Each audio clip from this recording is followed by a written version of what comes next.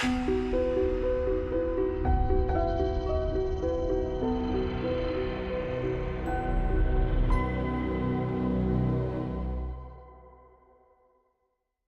very much, Declan, and thanks for those of you who haven't Scarper. I've seen quite a few heading out the exits there. So it's the graveyard slot for us. So we're going to try and make this interesting. We've got an interesting thing that we have to do. So it's a review and wrap up. So what we've been asked to do by the organisers is to review the day.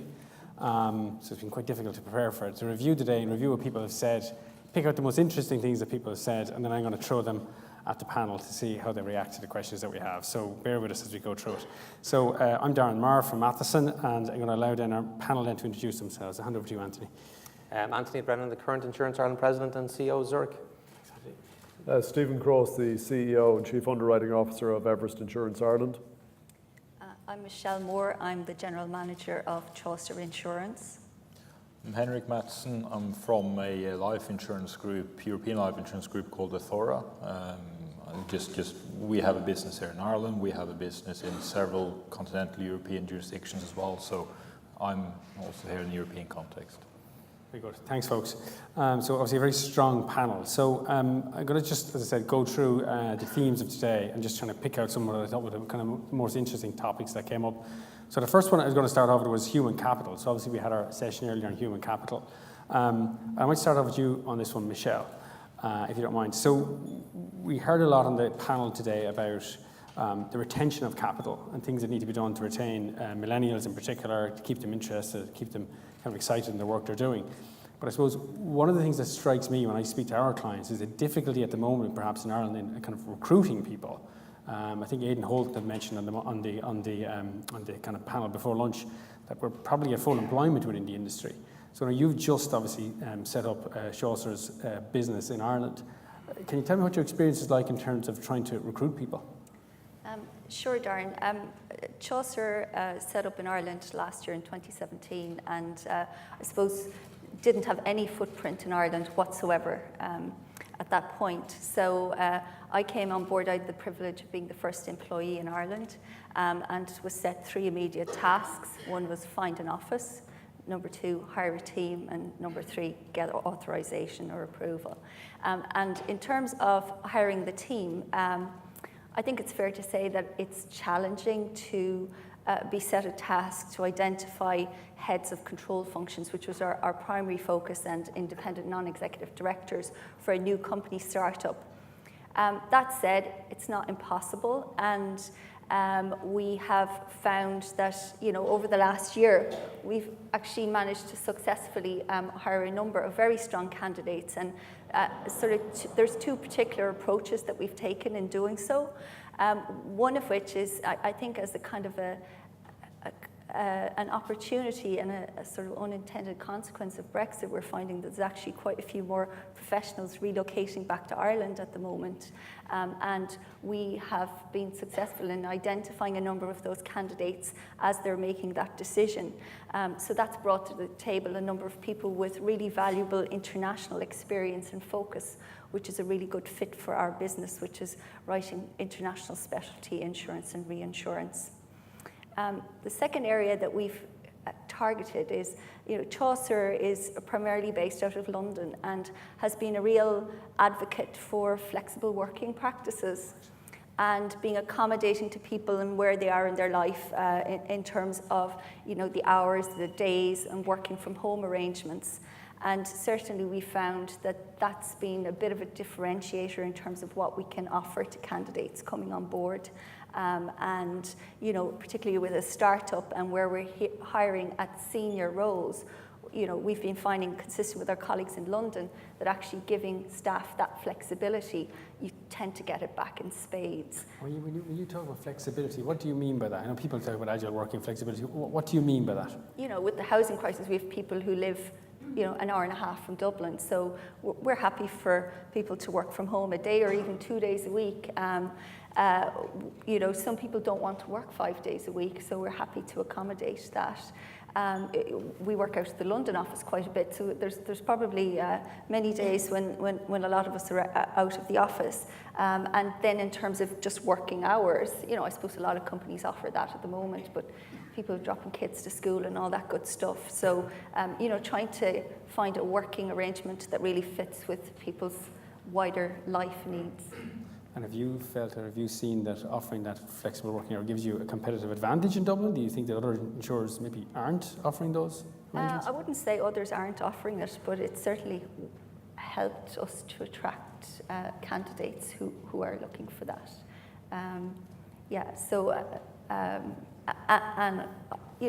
We talk about innovation and technology. Innovation and technology is a huge advantage to us in providing those flexible working practices. There's no reason nowadays why somebody can't have a very effective office setup at home, if they need that. So, yeah. Very good. Stephen, one of the things we've heard today about is it's interesting that you mentioned to me earlier that this session is part of our continuous professional development for the industry. But I suppose it strikes me that we talk about the change that the industry is facing. And if the industry is going to be facing real change, and that's going to face us here in Ireland, then surely we need to be keeping the people that we have and the talent that we managed to hire. We really need to keep them up to speed in terms of all of the developments that are coming down the track. Do you think we're doing that well in Ireland? Do you think there's more we need to do? Not too bad, and my journey was very similar to Michelle's, except Margaret O'Neill, my colleague Margaret O'Neill, had a reinsurance company running here for the last 8 or 9 years, so had a beautiful premises to walk into up in St. Stephen's Green. But other than that, it is attracting the talent and trying to find the talent that actually fits the needs of specialty insurance companies. They're not exactly walking up and down the streets of Dublin. I probably look to an example, a chap called Sebastian Truan, Turan, who was the founder of Google X, actually. He left there as Chief Innovation Officer a number of years ago, and he set up a company called Udacity, Udacity, really interesting, you should have a look at it. And they created a program, university programs online, worldwide, that are called nano degrees. And the nano degrees are to keep you current. I actually looked at doing some myself, to keep you current on the developing world as things are developing. And like what we heard about this morning, driverless cars, artificial intelligence, etc. In the risk business, we need to start to have an understanding of that. So to understand it, you've got to study it, and you've got to formally study it. And it's great that we do this type of session as continued education, but it really doesn't prepare you to be more educated around risk. And those nano degrees, to me, which are like 9 months in duration, very small, very quick, very punchy. When you go online, you see you have to have an engineering degree to get into some of them, so they're not that easy. But I think that type of development really helps to position both the individual and companies for thinking about risk in the future as you bring it back to risk. And if you look at the Irish industry, who should take responsibility for offering that to the industry here? Is it the industry itself that comes to come together? Should we be pairing with universities? How do we make sure that people are being properly Well, skilled? actually, interesting that example I gave you, they actually line up with the Microsofts, the Googles, the Facebooks, etc., to ask them, what are you doing and what will you be doing in the future? Then they design the courses around what the companies will be doing in the future, so they're partnered with the companies. So when you think about that analogy, which is working, you think about the insurance industry as we've got to kind of do the same thing, don't we? But again, if you're doing domestic or personal lines, it's one set of criteria you're using. If you're doing specialty, political risk, etc., people need to understand the underwriting criteria that it is. So who owns that? I think we all own it. I think everybody owns it within the distribution chain of insurance, be it brokers, be it insurers, be it the federation, the insurance institutes, etc. I think government have a responsibility as well. I don't think you can simply put out regulation without something to match to get to where the regulation is going as well. So I think it's a collective. Very good. Anthony, I might just turn to you. One of the things that was mentioned today was the idea of an apprenticeship. Yeah. So we were talking about, again, the difficulty of recruiting people. People are talking about graduates maybe having very high expectations of the kind of work that they should be doing. Essentially, they come in and they want to be the CEO the day after they're hired, and then they're leaving if they're not doing the kind of work that they feel they should be doing. So the idea was mentioned of an apprenticeship, bringing someone straight in from school, training people up in the industry, and it's likely because you've trained them and you've recruited them directly from school, they might be more loyal. Do you see any merit in that? Is there anything you're doing in that space? Well, we're doing something in that space at the moment, and we have been for the last 3 years. Interestingly, we see the first graduates coming out at the end of this academic year. So far, they've been sticky, which is good to see. What we've done in our case, though, is, and I think I just was struck there, I think we're on the other side of the conversation here. We've lost a number of people to IFSC companies in the last few months and all that, which is great development for them, but it does create a day-to-day problem for us I'll come back to that in a second, because there's something I wanted to mention on that. But the apprenticeship is a way, certainly, for us to try to encourage people to come into the industry. I'm part of a Swiss organisation, and it's very, very prevalent in places like Switzerland and Germany that people take out a type of an apprenticeship type approach. They would come in and join an organisation, learn, earn as they learn, as they call it, and then that gives them an opportunity then to kind of create space for themselves in the organisation. So at the moment, we have about 25 people going through an apprenticeship programme. We've lost one or two along the way, mainly people who sort of struggled with the work.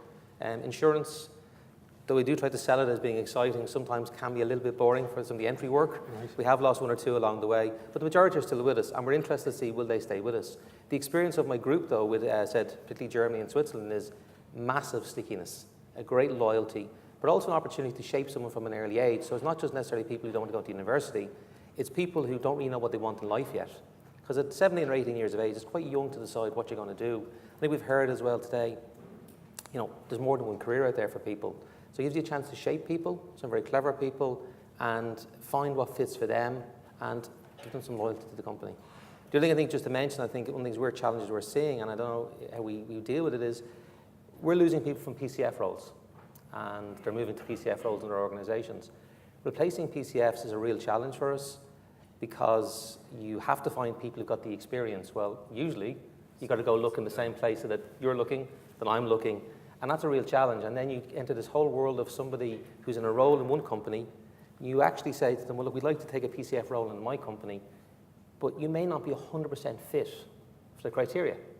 Now, we believe that that person can take on the role. We've looked at what they can do, but it can be a challenge for somebody to leave behind a job in one industry, or particularly in somewhere else in the insurance industry, and apply for a PCF role, which in theory they may not get. And I think we need to find a way to maybe kind of to mature the conversation with the regulator to understand how we can kind of get people into an understanding, maybe almost like an apprenticeship in PCFs or something like that.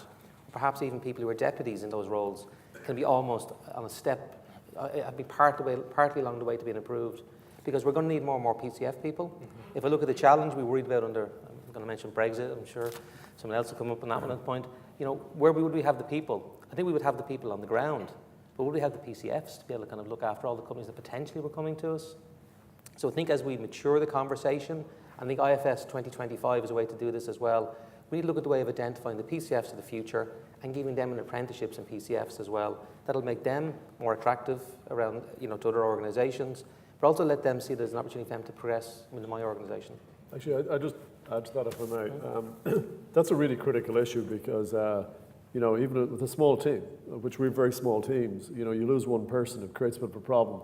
And I really do think that there's a need for a pre-approved PCF process, even if it's got gaps to fill. And then it's up to the company to figure out, well, Jane or John, got pre-approved for a financial role or a CEO role. Because we can't just go hiring CEOs or CFOs from our, I go phone Michelle up and say, come on over, work over here, because we need to replace you. It becomes just a merry-go-round.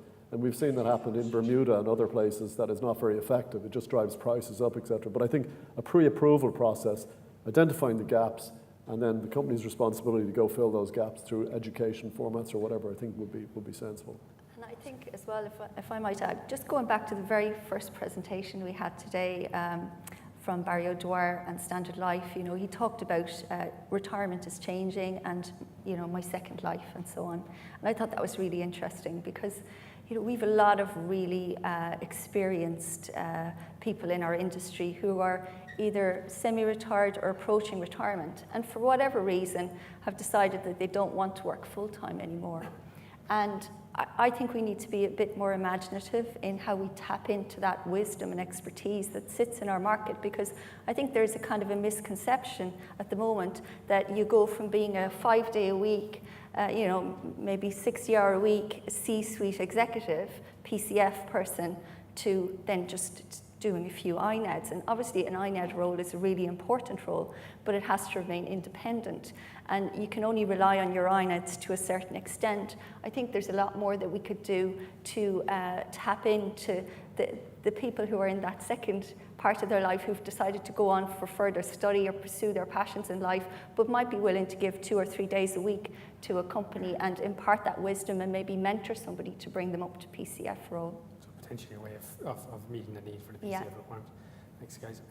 Henrik, just to speak to you, one of the things that struck me here today was we had, obviously, on our human resources, or human capital panel, we had someone from Google, and speaking really about everything that they're doing. And it strikes me that one of the things the insurance industry globally, to get your views on it, one of the things the insurance industry globally is facing is this threat from these big brands. So, Google, Apple, Facebook. It seems like for graduates, those are the really kind of attractive companies to work for. Do we have a brand image or a brand problem from the insurance industry perspective in terms of trying to hire the most talented graduates when they're leaving university? I think so I'm coming from the London market, spent a lot of time there, and I think it's fair to say if you go down to graduates, historically, insurance companies have probably not been the most sexy employer that you can work with. People might have gone in the direction of banking or financial services if that's the talent pool you're chasing. Now they're moving towards technology. The experience we have had, so we today have a company pro forma for some regulatory approvals in Belgium. We will have a company with almost 700 employees. We built up our business over the last 24 months from virtually zero. So we haven't yet seen the issue of retaining talent. We've more been out there and poaching people from our competitors.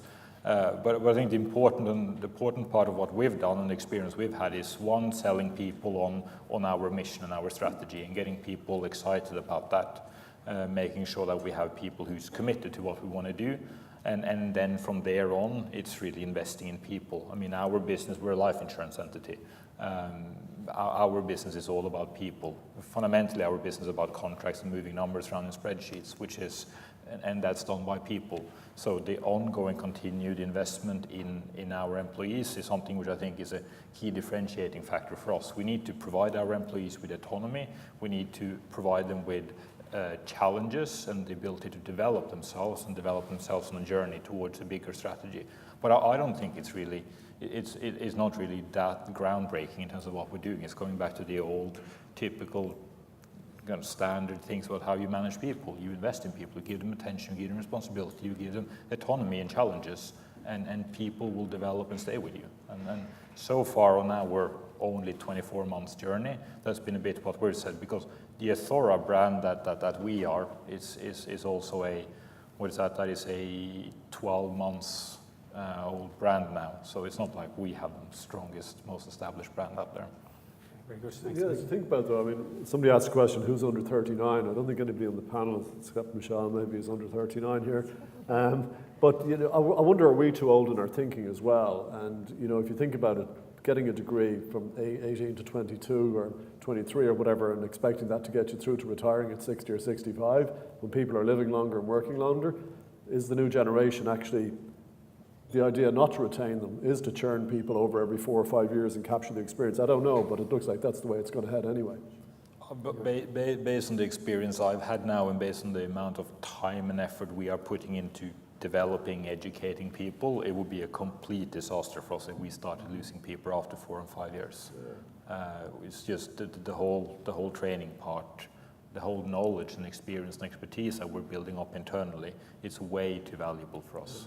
So retaining talent is key. Okay, that's the human capital piece. I think it's very interesting from an Irish perspective in terms of trying to develop this industry out further. I want to turn now just to the innovation and technology piece, and here I'm really struggling with it, right? So I'm a lawyer, so I'm looking in at the insurance industry from the outside, and every time I come to a conference in the insurance industry, I hear about innovation, and I hear about electric cars, self-driving cars, solar power energy, iPhones, the Internet of Things, and I wonder what on earth they have to do with the insurance industry. So I suppose, Stephen, I know you've obviously, your former career, you're heading up Aon's Innovation Hub.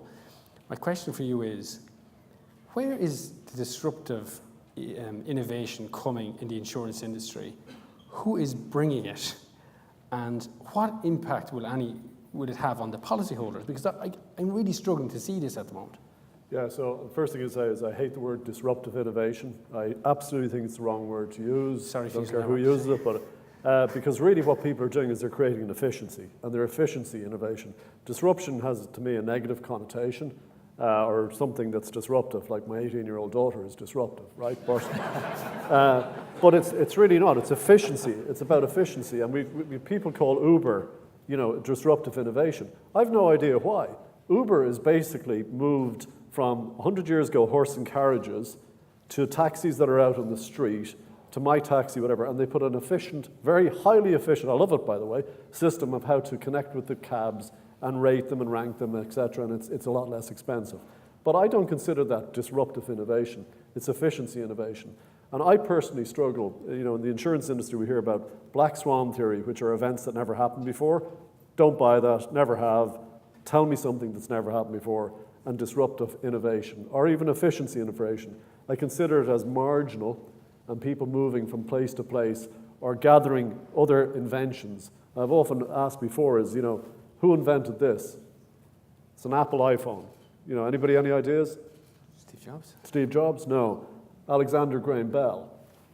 And the reason Alexander Graham Bell invented the telephone was because his burning platform, and I don't see a burning platform in the insurance industry, was his wife became deaf at age 5 and was deaf throughout her entire life, and he thought by inventing the telephone as he was doing was to try to help her resolve her deafness. They died in the same year, in 1922 actually. But that is an invention that Steve Jobs then made nice and sexy and put it all into the phone. Matter of interest, everybody I assume has a cell phone. How many people are wearing a watch in the audience? There's not me, by the way. Well, I don't know why you wear a watch, you've got a phone. So to say that other industries will completely disappear is not necessarily correct either. Nobody walks around with a compass anymore because you don't need to. But everything is sort of marginal. And all I hear about the automated cars, which I hate, by the way, I would hate the idea of having an automated car. It'd drive me nuts. Why would it drive you? Would it not just drive you around? That's a good answer. But then, where's the differentiation? Do we all fit into a box? Do we all go down to one car dealer and get the box because it'll only go from this speed to that speed, from this distance to that distance? I prefer to drive from here to there myself or whatever. So I prefer to think about our industry as being able to do something that truly is moving forward in different ways. I do like the idea of the data, the analytics, and everything else, but I don't find it innovative per se. As to whose responsibility it is, I struggle to see the insurers who are doing innovation around technologies and so forth. Sure, it helps reduce the loss ratio, but where is the true value proposition? And how, if you're a publicly traded company, one of your responsibilities to your shareholders, which is generally to make money.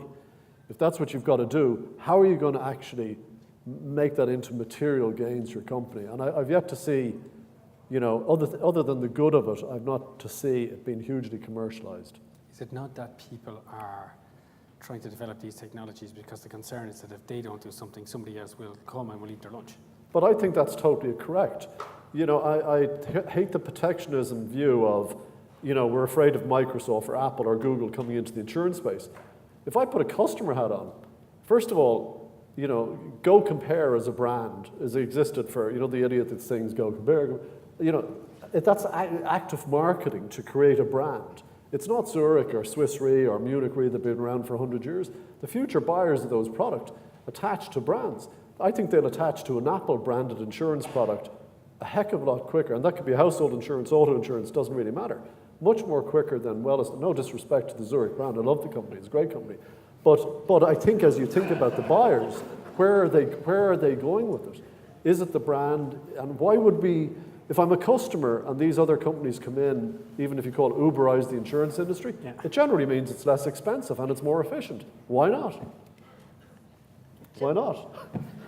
I suppose just from listening to the earlier sessions on innovation as well, I found myself switching to more of a customer mode and kind of reflecting on it from that angle. And, I think a lot of these initiatives are very worthy, but maybe they're, pushing us as an industry to push our capacity into very standardized products, very homogenous risks. And, I think we need to think about how that interplays with our obligation to consumers and our obligation as an industry to support a functioning economy. And there's a lot of risks that don't fit within the standard box. And where does that capacity come from? And,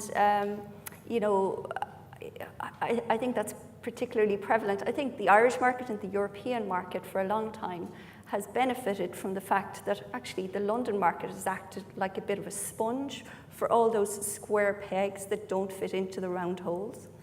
And, you know, it got me thinking, well, what's going to happen when potentially some of that capacity from London isn't there as a sponge for that anymore?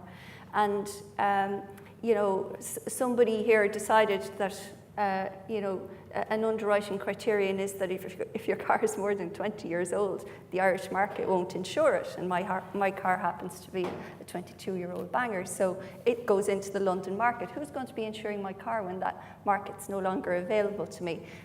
You know, it's making sure that we are providing products that meet the breadth of the market, and we're not just using innovation as a way to be more selective in our risks. And I suppose that kind of leads me on to, you know, wearing my Chaucer hat and as a specialty insurer, as is Everest. You know, it sort of begs the question, what role does the specialty insurance market have? You know, a lot of specialty insurance capacity has been concentrated in London.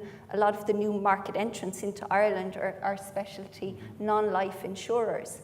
This is the type of business that really is innovative, not so much technologically innovative, but it's very technically underwritten business where you need people who really understand their risks, be that ports and terminals, credit or political risk, you know, renewable energy or whatever. And it's the type of business that the Irish market doesn't have a critical mass to insure on its own in some cases and has to be written on a cross-border basis. And, you know, I think we have an opportunity here for Dublin to become, well, Ireland to become a bit of a hub for specialty insurance across Europe, to step into the breach for when some of that capacity is no longer just available to us from London. And yeah, so, you know, that's an area that comes to mind as well. Thanks. I want to get on to that, just point out on Brexit. Because obviously, I think we all feel it presents Ireland with an opportunity to grow the industry. And so I suppose from a starting point, Anthony, in terms of Ireland, and you're obviously one of the biggest players in the market here, do you see that Brexit presents us with an opportunity? Do you see that we're well positioned at the moment to grab opportunities that might arise in London? I would be concerned that we have the capacity across the industry. It's a vibrant industry, it's growing as it stands. The economic growth you have here in Ireland kind of finds a very good, you know, starting point for the domestic industry. I think we will struggle if another couple of large companies came across. But I do think what Michelle talked about, specialty insurances, I think there are people who are willing to come across and share their knowledge and build up some. There's been good people around who are looking for opportunity as well. So I've got people working with me who maybe have worked in the business for 20 years. They're really good, but they're probably looking for a new opportunity, and maybe a specialty insurer. Well, I obviously want them all to go at the same time to join Michelle and Stephen. Some people in mind there, Anthony? It would, maybe myself, maybe it's time for I reinvented myself as well. But it is the fact that I think that I think we can look at areas like that and say we can certainly punch above our weight across Europe. It's very attractive because we're quite close to the UK. So if people want to come across from the UK, it's a relatively, well, at the moment, it's a relatively easy hop across. That could change as well. I think if we were hit with 3 or 4 very large insurers looking to bring a very large presence here to Ireland, that could cause us a major problem in a short space of time. But I do think as well that if you look across Europe, we've got a lot of advantages. We're English speaking, and look, that English has become the business language, especially of insurance. That's been very helpful to us. If US companies look into Europe, where's the obvious starting point? And Ireland does stand out. We've done extremely well across all industries with the US, you know, getting US companies here. US insurers, I'm going to say this out loud, I was surprised AIG didn't pick Ireland. I thought we looked like an obvious place for them. They went elsewhere. So I think we have a lot of and I know I'm not a legal expert, but I understand our common, I can't remember the phraseology for it, but the same law we have at the UK, common law system, thank you. It puts us in a good place. I learned that much in college. Yeah. Very good. Henrik, from your perspective, obviously you're a recent investor in Ireland. We like affirmation from the outside that we're doing things well. What do you see as kind of the advantages when you compare Ireland to other jurisdictions in Europe? Are there things we're doing well? Are there things we could be doing better? What's your perspective? So I think we, as I said, we have operating entities today in Bermuda as one jurisdiction. We're in Germany, soon to be in Belgium. We spent, and we also have a big presence in London. And coming back to this talent pool that we discussed earlier as well, I think we see a great talent pool here, but there are certain things that you only get proper access to in London. That is just how it is. So we have a presence in London, and also a presence here, but they're very integrated in that way. But I think there's a lot of things that's going very right for Ireland. And when we looked at Europe, and when we looked at for us, what will be a reinsurance hub, but we also have a lot of our group functions here. Language is very important. You don't get away from that. We are a group that speaks English, and talent pool is another one. We bought the business here with 200 employees, and by doing that, we suddenly had a lot of our group functions in place. We also acquired a management team that helped us support group functions and the group management team. The regulatory environment historically has been something which is clearly a strong advantage for Ireland. Again, we interact and have a lot of experience with regulators across Europe. Some of the earlier interactions we had here, and CBI's early adoption of Solvency II being very much on the front foot, very pragmatic, commercial, has been one significant strength. And then I'm not going to say the weather, but I think we had a whole list comparing Ireland to Luxembourg, for example, to Liechtenstein, and to other reinsurance jurisdictions, and it was very clear that Ireland stood out among all of them. In terms then of, I suppose, getting us to the next stage, and I think, Stephen, you mentioned to me during the week this idea of trying to become the Singapore of Europe. What would you see that we need to do more? How do you see we all feel we have advantages, English speaking, common law, all of that. What do you think we could do better, or where do you think we need to improve? Well, if I go back a little bit in 2008, 2009, 2010, I would have said when I was at Aon, deciding where we'd place our innovation centre, we picked Ireland. Actually, the first thing I would say is because of the IDA. The IDA were extraordinarily helpful, and they beat out Singapore in one other location at that point in time. And I think that was huge, because you need somebody to guide you on the journey. Now, we subsequently set up a centre in Singapore for a lot of reasons. And actually, I would look at the Singapore model if I was Ireland. They're extraordinary. They take a 30-year view of life, so they have their plans for 2050. It's the second biggest port in Europe, in the world, in terms of cargo moving. They're actually moving the port, I think it's 4 billion square feet, outside of the city, so that they can actually develop the centre of the city.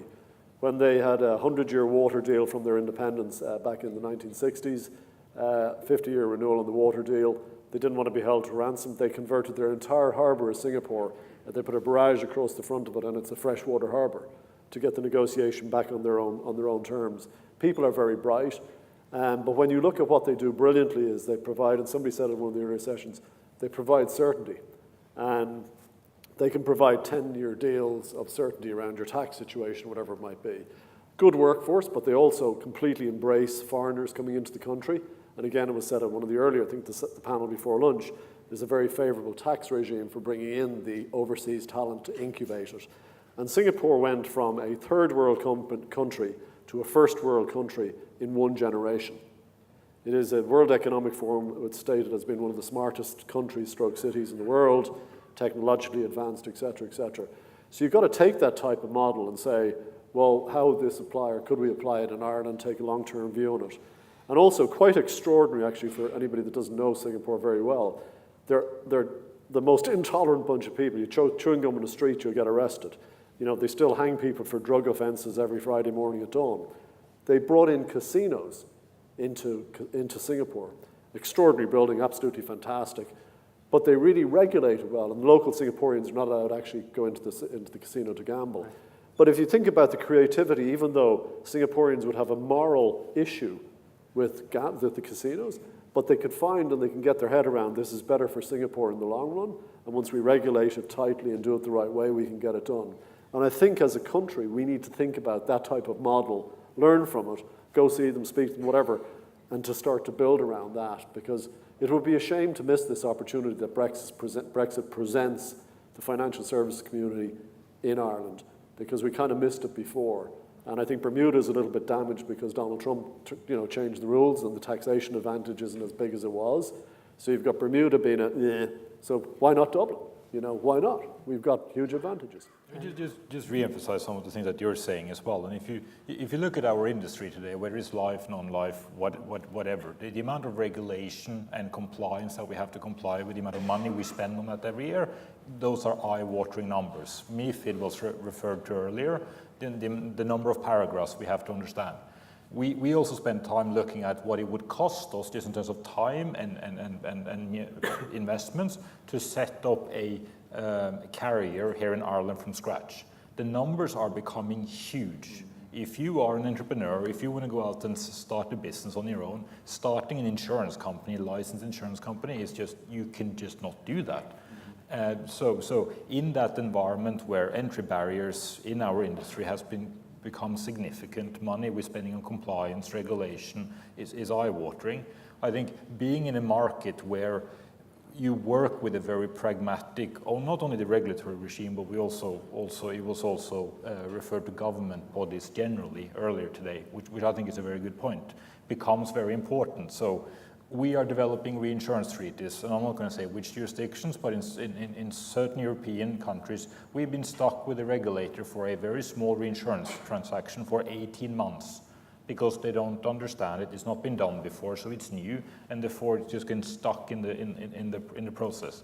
If you're looking for innovation and you take the time to set up a new carrier, the cost you have on compliance, regulation, and then on top of that you come up with a new business line, because we're all talking about a disruptive, and I'm doing this for your benefit, a disruptive in industry now, and you say, okay, now I want to do something which is innovative, a type of reinsurance treaty, for example, a new product, and you're stuck with your regulator for 18 months because that time period is going to take you from the beginning of a new license to getting that product out there. You're looking at 3.5, 4 years.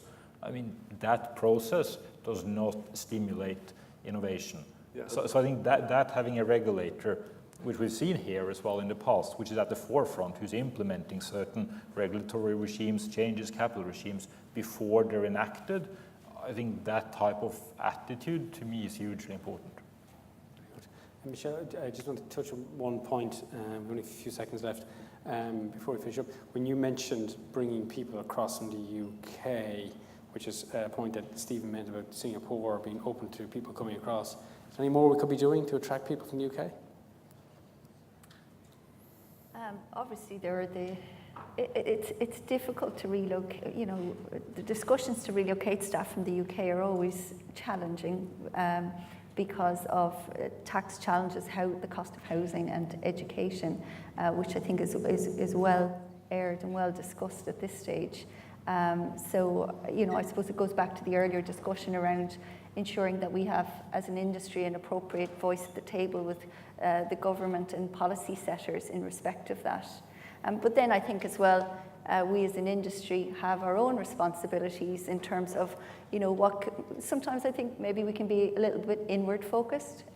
So what can we as an industry do to promote social change in the areas of housing and in other areas as well to kind of move these things along? I think we are a big enough industry to kind of take ownership of that. And I think somebody mentioned earlier I Wish and the work that they're doing with STEM. And I don't think insurance has much visibility in terms of these wonderful initiatives that are going around the country. And we as an industry are very good at playing the long game in terms of reserving and lots of things like that. But I don't think we necessarily see the opportunity in improving our brand by, becoming more relevant to our communities and, taking on sort of more of a social responsibility as an industry.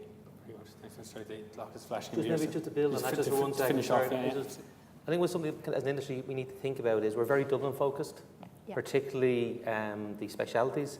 Should we as an industry maybe think about adopting a regional city and us trying to create some of the infrastructure there, maybe us trying to commit to that, we will create offices there, we will look to move businesses there. Because like I said, a lot of the domestic companies we have, for the exact same reason you just talked about, Michelle, have moved the lumber staff outside Dublin, but we haven't really yet created that sort of critical kind of mass in any one place. So we've all picked different places. I know there's people in Dundalk, there's people in Kilkenny, there's people in Athlone, there's people in Galway, there's people in Wexford.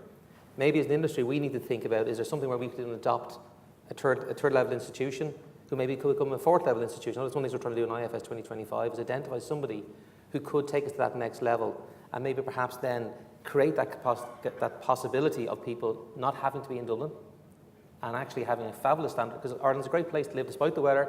Most of the time it's a great place to live, but outside Dublin we need to think about as well. Absolutely. Very good. Thanks, folks. Lots of food for thought there. The audience might show your appreciation for the panel, please.